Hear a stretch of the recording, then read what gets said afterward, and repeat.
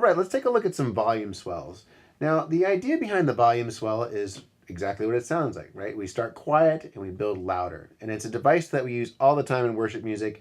It's great for kind of setting almost like an ambient pad. It's also great for just kind of if you have such a hard time not playing at the beginning of a song, sometimes just real simple, light little lines are really helpful. Just kind of fill out the space and create a vibe. So let's first talk about how your tone should be when you're working with a volume swell. Now there's variations, but generally you want to have a long delay and some reverb just to really fill it out. And you want to make sure both those effects are after your volume pedal. So if you've seen my tone lessons, kind of looking at the way my board is built out, the pedal comes before the amp. So that and it comes before all the other effects, so that way it really all the effects happen after that volume pedal. And so here's what we want it to sound like.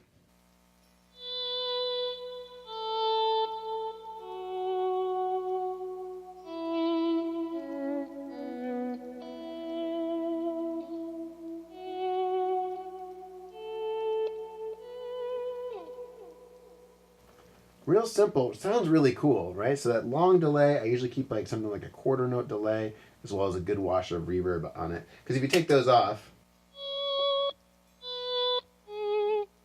you can actually get some kind of cool like reverse effects.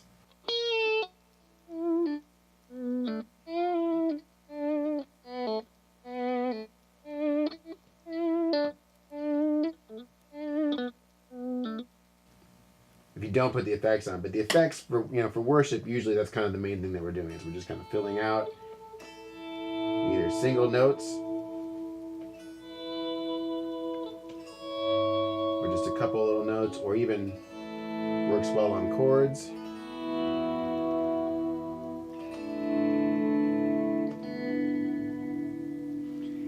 And there's no real hard and fast rule on the actual feel of the volume pedal. You want to kind of approach it artistically, right? So a lot of times when I'm swelling, I don't just bump into it.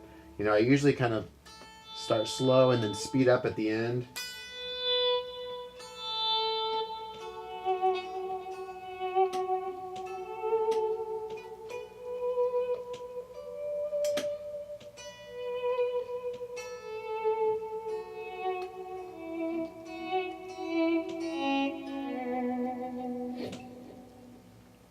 Also, you'll notice I always put a lot of vibrato on it, just to kind of give it, once again, a little bit more life.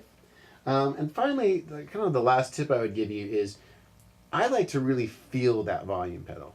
I don't like to just kind of like have my foot going kind of all willy-nilly. I actually put quite a bit of weight into it. So I'll lean into the bottom of the pedal.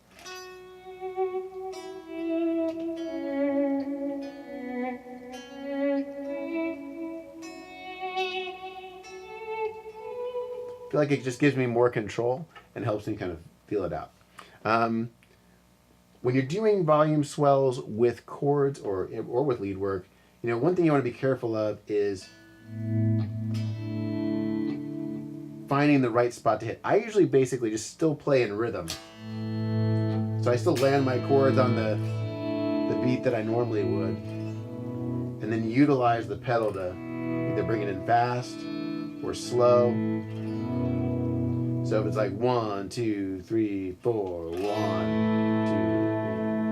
2, 1, 2, 3, 4, 1, 2. So see, I'm still hitting on the pattern. You don't want to go early, like 1, 2, 3, 4, 1, 2, 3, 4, 1, because you'll kind of lose it. You're much better off being a little bit late on a volume swell than being early, because the chord hasn't changed yet. Whereas if you come a little late, it's totally fine.